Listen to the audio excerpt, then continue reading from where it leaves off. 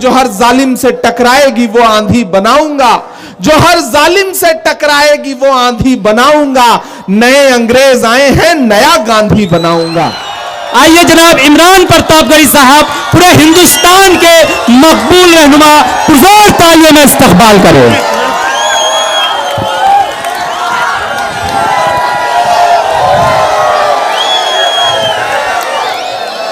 अस्सलाम वालेकुम।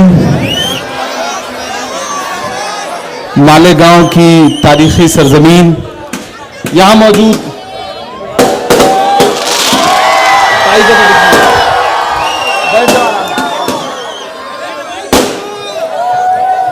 मौजूद आपकी कैंडिडेट डॉक्टर शोभाताई बच्छाव, यहां मौजूद डीसीसी शिरीष कोतवाल जी,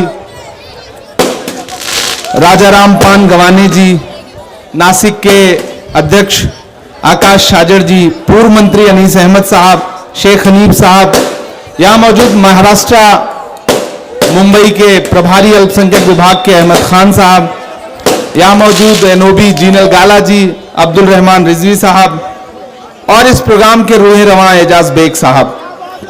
मेरा ख्याल है कि मैं जल्दी जल्दी दूसरी बार आ गया हूं। थोड़े दिन पहले मालेगांव आपके बीच में फिर आया था,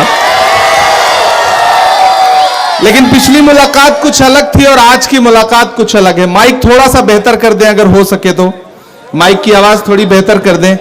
पार्लियामेंट में मोदी जी नहीं बोलने देते, यहां माइक वाला नहीं बोलने देगा तो कैसे काम चलेगा? थोड़ा सा बेहतर कर ले। मालेगांव वालों,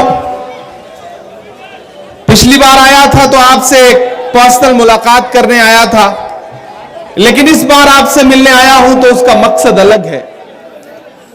आने वाली 20 तारीख को आपको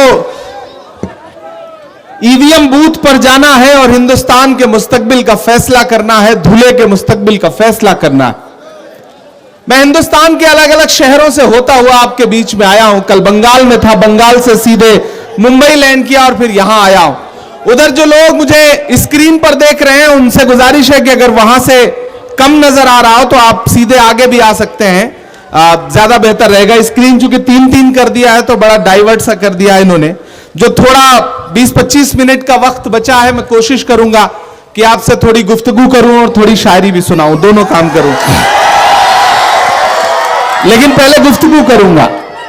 झील में पानी बरसता है हमारे देश में, झील में पानी बरसता है हमारे देश में, खेत पानी को तरसता है हमारे देश में, जिंदगी का हाल खस्ता है हमारे देश में, दूध महंगा खून सस्ता है हमारे देश में।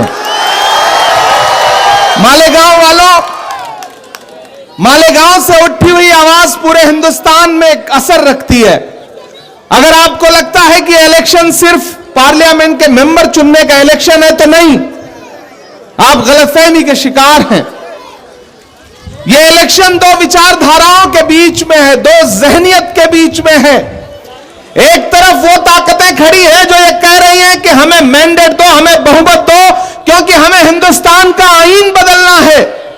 नरेंद्र मोदी के साथी, चाहे वो अनंत हेगड़े हो, चाहे ज्योति मिर्धा हो, चाहे लल्लू सिंह हो या भाजपा के पोस्टर बॉय अरुण गोविल हो, पिछले 1 महीने में उनके स्टेटमेंट उठा के देख लीजिए। उनका एक स्टेटमेंट है कि हमें 400 सीटें दो क्योंकि हमें भारत का संविधान बदलना है। और एक तरफ वो शख्स खड़ा है जिसका नाम राहुल गांधी है, जो ये कह रहा है कि जब तक मेरी एक भी सांस बाकी है ना हम हिंदुस्तान के आईन पर कोई आंच आने देंगे, ना हिंदुस्तान की जमहूरियत पर कोई आंच आने देंगे। मेरे भाई, ये लड़ाई दो विचारधाराओं के बीच में है। मैं आपके साथ आपका अपना हूं, आपके मुद्दों पर सड़क से लेकर के संसद तक लड़ता रहता हूं, बोलता रहता हूं। खुदा ने जो मुझे शायरी की सलाहियत दी, उस सलाहियत की बुनियाद पर भी लड़ता रहता हूं।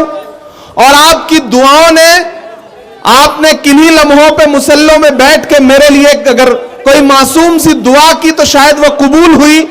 तो मुझे हिंदुस्तान की सबसे बड़ी पंचायत में यानी कि राज्यसभा में जब पहुंचने का मौका मिला तो मैं कोशिश कर रहा हूं कि वहां भी आपकी आवाज बन के बोलूं। मालेगांव वालों, एक मुश्किल वक्त से देश गुजर रहा है। एक प्रधानमंत्री खड़े होकर के हर मंच पर हिंदू मुसलमान मंदिर मस्जिद, सिर्फ 2 भाषण है उनके पास, हिंदू मुसलमान मंदिर मस्जिद। लेकिन राहुल गांधी किन मुद्दों पर बात कर रहे हैं, कांग्रेस किन मुद्दों पर बात कर रही है कि अगर हमारी सरकार बनी तो हम नौजवानों को रोजगार देंगे, हमारी सरकार बनी तो हम औरतों के लिए महालक्ष्मी योजना लाएंगे। जो हमारा मैनिफेस्टो है कांग्रेस पार्टी का, जिसको हम न्याय पत्र कहते हैं, मेरी खुशनसीबी है कि मैं महज 36 साल की उम्र में कांग्रेस की मैनिफेस्टो कमेटी का मेंबर हूं।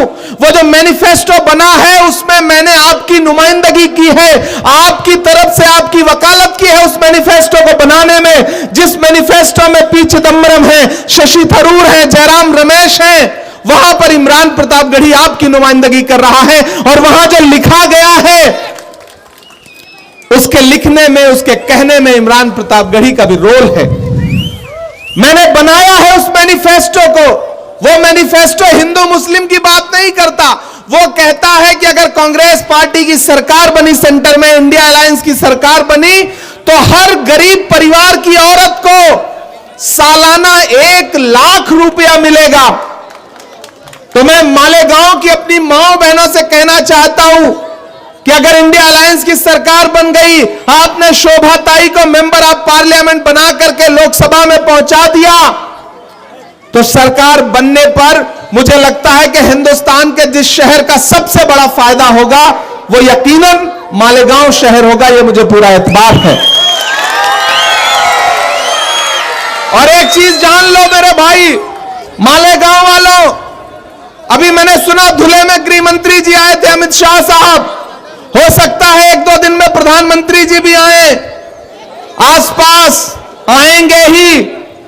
लेकिन एक बात जान लो, भाषणों में नरेंद्र मोदी जी कुछ भी बोले, मैं केरल से लेकर के पश्चिम बंगाल से लेकर बिहार से लेकर राजस्थान से लेकर उत्तराखंड से लेकर उत्तर प्रदेश होते हुए पूरे देश में कैंपेन करता हुआ यहां पहुंचा हूं। भाषणों में और मीडिया चैनलों पर नरेंद्र मोदी चुनाव जीत रहे हैं, लेकिन जमीन पर इंडिया अलायंस चुनाव जीत रहा है, कांग्रेस पार्टी चुनाव जीत रही है। इधर जो सामने बच्चे बैठे हैं, थोड़ी देर के लिए ऐसे चुप हो जाओ जैसे आजकल अडवाणी जी चुप रहते हैं, बिल्कुल उसी तरह चुप रहो, चुपचाप बैठ जाओ बेटा। मेरे भाई, प्रधानमंत्री जी के नीचे से जमीन खिसक गई है।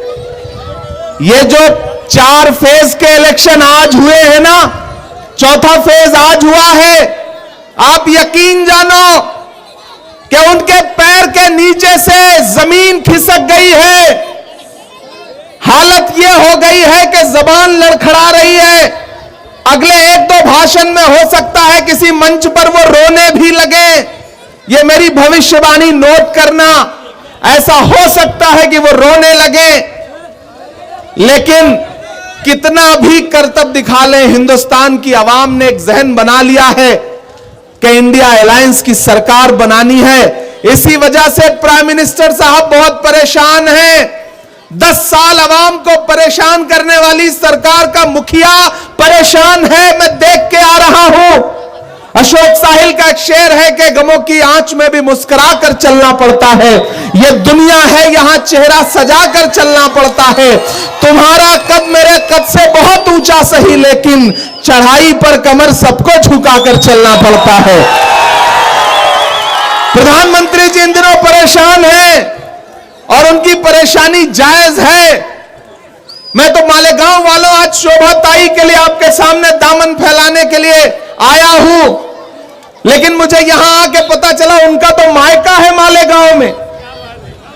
इससे अच्छी बात क्या हो सकती है कि कांग्रेस पार्टी ने जिसको आपका कैंडिडेट बनाया है उनका मायका आपके मालेगांव में है। तो जिसका मायका हुआ यानी कि वो यहां की बेटी है, और बेटी के साथ आप कैसा सुलूक करते हैं, कैसी उसकी मेहमान नवाजी करते हैं, कैसा उसके साथ हुस्ने सुलूक करते हैं, ये आपको बताने की जरूरत नहीं है। मैं तो आपसे 2 बातें करने आया हूं मालेगांव वालों। मेरी आंखों में इस चुनाव से ज्यादा एक मंजर है, वो मंजर है 7 सितंबर 2022 का, जब कन्याकुमारी में समंदर के साहिल पर खड़ा हुआ एक नौजवान शख्स यह कह रहा था कि मुझे इस मुल्क से नफरत कम करनी है, और वो 4000 किलोमीटर कन्याकुमारी से कश्मीर तक अपने पैर के छालों की परवाह किए बगैर चला, जिसका नाम राहुल गांधी है। मैं चला हूं उस शख्स के साथ, चला हूं उस शख्स के साथ। पिछले दिनों वो आपके यहां से भी गुजरे थे, जब वो भारत जोड़ो न्याय यात्रा लेकर के गुजरे। जब मैं उनके साथ पैदल चल रहा था तो मीडिया के साथी मुझसे कहते थे कि इमरान साहब आप तो शायर हैं, आप राहुल गांधी के साथ चल रहे हैं, आप क्या कहेंगे? तब मैं बस एक शेर पढ़ देता था कि जो हर जालिम से टकराएगी वो आंधी बनाऊंगा, जो हर जालिम से टकराएगी वो आंधी बनाऊंगा, नए अंग्रेज आए हैं नया गांधी बनाऊंगा। मैं चला हूं राहुल गांधी के साथ, और आज मालेगांव वालों, मैं आपसे यह कहने आया हूं कि वह इंसान 4000 किलोमीटर चला अपने पैर के छालों की परवाह किए बगैर। नारा क्या था? भारत जोड़ो नफरत छोड़ो। नारा क्या था? मोहब्बत के, नफरत के बाजार में मोहब्बत की दुकान खोलनी है। वो जो नारा लगा के राहुल गांधी निकले थे, तो आज पूरे हिंदुस्तान में मोहब्बत की दुकानें खुल रही हैं, नफरत की दुकानों के शटर डाउन हो रहे हैं। प्रधानमंत्री जी बौखलाए हुए हैं, गृह मंत्री जी परेशान हैं, भाजपा की सरकार जाने वाली है। प्राइम मिनिस्टर भले कितना नारा लगाएं कि उन्हें इतनी सीटें आ रही हैं, उतनी सीटें आ रही हैं। पिछले दिनों प्रेस कॉन्फ्रेंस करके राहुल गांधी ने कहा कि इस लोकसभा इलेक्शन में भाजपा किसी भी कीमत पे 180 सीट का आंकड़ा नहीं पार करेगी, नहीं पार करेगी, नहीं पार करेगी। अब अगर राहुल गांधी ने कहा है तो इसे पत्थर की लकीर समझा जाए। मालेगांव वालों, आप बहुत दानिश्वर लोग हैं, आप जिंदा दिल लोग हैं। मैं तो बस आपसे एक वाक्य शेयर करता हूं। बेटा चुप हो जाओ, चुप हो जाओ बिल्कुल। मैं आपसे एक छोटा सा वाक्य साझा करना चाहता हूं। महान बादशाह सिकंदर ने जब यूनान फतेह किया, तो यूनान फतेह करने के बाद वह जीत का जश्न मनाने के लिए शहर की सड़कों पर निकला। उसने देखा कि पूरा शहर जश्न मना रहा है, लेकिन सड़क के किनारे पेड़ के नीचे एक इंसान चादर तान के सो रहा है। सिकंदर को गुस्सा आया, सिकंदर अपने घोड़े से उतरा और उस सोते हुए इंसान के पास गया और उसे जोर की एक लात मार के कहा कि क्यों रे फकीर, पूरा शहर जश्न मना रहा है, मैंने शहर फतेह कर लिया और तू सो रहा है। उस फकीर ने उनींदी आंखों से सिकंदर की तरफ देखा और देख करके कहा कि शहर फतेह करना बादशाहों का काम है, लेकिन लात मारना गधे का काम है। क्या खुदा की कायनात में इंसानों की इतनी कमी हो गई है जो उसने बादशाहत गधे के हाथ में सौंप दी? बताओ मालेगांव वालों, 2014 में लात तो आपको भी पड़ी महंगाई की, हमको भी पड़ी, फिर नोटबंदी की लात पड़ी, फिर जीएसटी की लात पड़ी, और सबसे बड़ी लात जो पड़ी वो नफरत की पड़ी इस मुल्क में। आज मुल्क में किस ट्रेन में, किस चौराहे पर कौन सी भीड़ लिबास देख करके किसे मार दे कोई अंदाजा नहीं है। ये जो नफरत पूरे मुल्क में फैलाई गई, इसका जिम्मेदार कौन है? इस मुल्क का हाकिम जिम्मेदार है। और उस नफरत को कम करने की कोशिश कौन कर रहा है? राहुल गांधी कर रहे हैं। मैं यहां खड़ा होकर के मालेगांव वालों आपसे यह कहना चाहता हूं कि अरे आप तो इस बात पर ईमान रखते हो ना कि मजदूर का पसीना सूखने से पहले उसकी मजदूरी उसे दे दी जाए। रखते हो ना इस बात पर ईमान? रखते हो ना? मैं रखता हूं इस बात पर ईमान कि मजदूर का पसीना सूखने से पहले उसकी मजदूरी उसको दे दी जाए। मैंने देखा है राहुल गांधी के पैर के छाले, मैंने देखा है राहुल गांधी का बहता हुआ पसीना। न वो छाले अभी सूखे हैं, न वो पसीना अभी सूखा है। मैं मालेगांव में राहुल गांधी की मजदूरी मांगने के लिए आया हूं मालेगांव वालों, और वो मजदूरी है शोभा ताई को जिता करके पार्लियामेंट भेजिए। आने वाली 4 जून को जब हिंदुस्तान में इंडिया गठबंधन की सरकार बने और हमारी आंखें वो मंजर देखें कि राहुल गांधी इस मुल्क के प्राइम मिनिस्टर की शपथ ले, तो एक तरफ शोभा ताई बच्चाओं खड़ी हो और एक तरफ इमरान प्रतापगढ़ी खड़ा हो। मैं ये मंजर देखना चाहता हूं। और ऐसा होने जा रहा है। मैं पूरी जिम्मेदारी से महाराष्ट्र की इस तारीखी सरजमीन पर मालेगांव में खड़ा होकर के यह कह रहा हूं आपसे, नोट करिएगा मेरी बात को, कि तमाम करतब करने के बाद भी, तमाम हिंदू मुसलमान करने के बाद भी प्रधानमंत्री जी हर दिन अलग अलग तरीके का नमक मिर्च लगा के भाषण दे रहे हैं, लेकिन ऐसा लग रहा है जैसे आवाम ने कान बंद कर लिए हो, कुछ सुनना ही नहीं चाह रही है। वो सीधे सीधे उनसे उनके 10 सालों का बदला लेना चाहती है, जिसमें महंगाई आसमान पर है। उनके जितने नारे थे वो झूठे साबित हुए। बहुत हुई महंगाई की मार, अब की बार मोदी सरकार, ये नारा याद है? वो नारा कहां चला गया? वो पेट्रोल डीजल जो 58 रुपए का था वो 100 रुपए के पास पहुंच गया। गैस सिलेंडर 400 वाली 1000 के पार पहुंच गई। आटा, चावल, दूध, दही, पनीर, छाछ, लस्सी, किस चीज पर महंगाई नहीं आई? भाजपा की सरकारें तो वो सरकारें हैं जो अपनी पसंद की फिल्में टैक्स फ्री करती हैं और कफन पर जीएसटी लगाती हैं। कफन पर टैक्स लगाया है उन्होंने। मैंने पार्लियामेंट में उसके खिलाफ आवाज उठाई थी। मैं इसलिए खड़ा होकर के यहां कहता हूं, भाजपा वाले अपने भाषणों में, प्राइम मिनिस्टर साहब अपने भाषणों में कांग्रेस से 70 साल का हिसाब मांग रहे हैं। वो एक दिन पार्लियामेंट में खड़े होकर के मोदी जी उधर से भाषण दे रहे थे, बताओ कांग्रेस वालों तुमने 70 साल में क्या किया? खड़गे जी इधर बैठे थे, हमसे पलट के बोले इमरान मत बताना, जो बताओगे ये उसको भी बेच देंगे, इनका काम सिर्फ बेचने का है, मत बताना। मैं तो भाजपा वालों से कहना चाहता हूं, अरे भाजपा वालों, जो सरकार अपना चलाया हुआ 2000 का नोट 7 साल नहीं चला सकी, वो हमसे 70 साल का हिसाब मांगती है। जो अपना चलाया हुआ नोट नहीं चला सके वो देश क्या चलाएंगे? नहीं चला सकते। इनका नारा था बेटी बचाओ बेटी पढ़ाओ। हमारी आंखों ने वो मंजर देखा कि वो चाहे हाथरस हो, चाहे उन्नाव हो, चाहे जंतर मंतर पर बैठी हुई हमारी बेटियां हो, ओलंपिक पदक लाने वाली, उनको किस तरह पुलिस के जरिए घसीटा गया। और अभी कर्नाटक में जेडीएस जो भाजपा की सहयोगी पार्टी है, उसका एक मेंबर ऑफ पार्लियामेंट है जिसका नाम है प्रज्वल रेवन्ना, उसके खिलाफ तकरीबन 2000 महिलाओं से रेप के आरोप लगे हैं और प्राइम मिनिस्टर उसके लिए वोट मांगने गए थे। यह है इनके बेटी बचाओ बेटी पढ़ाओ नारे की सच्चाई। तो मैं आज आपके बीच में खड़ा होकर के आपकी बेटी के लिए, आपके परिवार की बहन के लिए वोट की अपील करने आया हूं मालेगांव वालों। और पूरे महाराष्ट्र में कांग्रेस पार्टी की लहर चल रही है, महाविकास अघाड़ी की आंधी चल रही है। जब 20 तारीख को बूथ पर जाना तो यह सोच के जाना कि आपका दिया गया एक एक वोट जो हाथ के पंजे के सामने वाली बटन पे दबाओगे तो दूसरे नंबर पर है। आपका दिया गया एक एक वोट सिर्फ शोभा ताई को नहीं मिलेगा, मोहब्बत के उस मसीहा को भी मिलेगा जिसका नाम राहुल गांधी है। आपका दिया गया एक एक वोट मल्लिकार्जुन खड़गे जी को भी मिलेगा। आपका दिया गया एक एक वोट सोनिया गांधी जी को मिलेगा, राहुल गांधी जी को मिलेगा, शरद पवार जी को मिलेगा, उद्धव ठाकरे जी को मिलेगा, नाना पटोले जी को मिलेगा। आपका दिया गया एक एक वोट आपके भाई, आपके बेटे इमरान प्रतापगढ़ी पर एहसान होगा आपका। क्योंकि मेरे भाई, मैं आपकी आवाज हूं, मैं आपके लिए बोलता हूं, आपके लिए लड़ता हूं।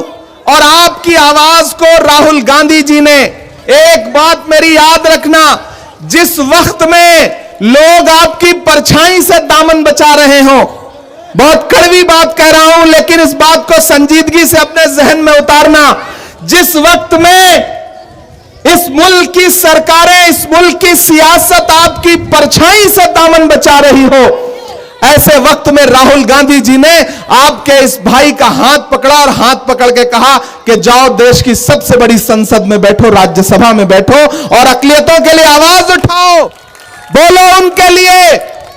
तो मैं उस बुनियाद पर, और मैं खुशनसीब हूं कि मुझे जब पार्लियामेंट में जाने का मौका मिला तो किसी और सूबे से नहीं बल्कि महाराष्ट्र से मौका मिला। मैं शुक्रगुजार हूं कांग्रेस पार्टी का, और मैं आपसे वादा करता हूं मालेगांव वालों, पिछले दिनों आया था तो मैं लाइब्रेरी के लिए वादा करके गया, उस पर काम भी शुरू हो रहा है, उसमें बजट भी मुकम्मल हो गया है, जल्दी इंशाल्लाह वो काम भी दिखेगा। मैं यहां खड़ा होकर के आपसे वादा करता हूं कि मैं इस शहर के लिए, ये बुनकरों का शहर है, मैं जानता हूं ये हुकूमतों के ऊपर निर्भर रहने वालों का शहर नहीं है, बल्कि अपने हाथ के हुनर से अपने लिए रोजगार पैदा करने वालों का शहर है। मैं इस शहर की मेहनत को सलाम करता हूं। जिंदा रहना है तो हर सांस हुकूमत से न मांग, असल मुंसिफ खुदा रहम अदालत से न मांग, जिंदगी भीख अगर है तो न मिलना बेहतर, और अगर हक है तो फिर इतनी शराफत से न मांग। मालेगांव वालों, मैं जानता हूं आप खुददार लोग हैं। मैं मालेगांव के इस बुनकर उद्योग के लिए जो करना चाहता हूं, यहां तमाम सियासी लोग गवाह हैं इस बात के कि जब मुझे पार्लियामेंट में पहुंचने के बाद बोलने का मौका मिला तो मैंने सबसे पहली आवाज उठाई तो जेएनयू से गायब हुए इस बच्चे नजीब की मां के आंसुओं के लिए आवाज उठाई, जामिया के लिए आवाज उठाई, अलीगढ़ यूनिवर्सिटी के लिए आवाज उठाई, और जब दूसरी बार मुझे बोलने का मौका मिला तो मैंने हिंदुस्तान के बुनकरों के लिए आवाज उठाई। गूगल पर चेक कर लीजिएगा, पार्लियामेंट में बुनकरों के लिए बोला मैं आपके लिए बुनियादी काम करना चाहता हूं, और वो काम तभी होगा जब इंडिया अलायंस की सरकार बनेगी। और इंडिया अलायंस की सरकार बनने के लिए एक एक सीट जरूरी है। धुले से आप शोभाताई बच्चाओं को जिता करके पार्लियामेंट पहुंचाइए। आने वाले दिनों में एक जिताइए, एक फ्री पाइए, इससे अच्छा ऑफर तो कुछ हो ही नहीं सकता ना। एक सांसद जिताओगे, एक खासदार जिताओगे, एक साथ में फ्री पाओगे। ये लोकसभा में खड़े होकर के धुले के लिए मालेगांव के मुद्दे पर लड़ेंगी, और मैं इस बहन का साथ देने के लिए राज्यसभा में खड़ा होकर के आपके मुद्दों पर लड़ूंगा। तो यकीनन आपके मुद्दों का हल जल्दी निकलेगा। मेरे भाई, वक्त बहुत कम है, मैं जानता हूं। हाँ, शायरी भी सुना दें, शायरी नहीं सुनाएंगे तो काम भी नहीं चलेगा।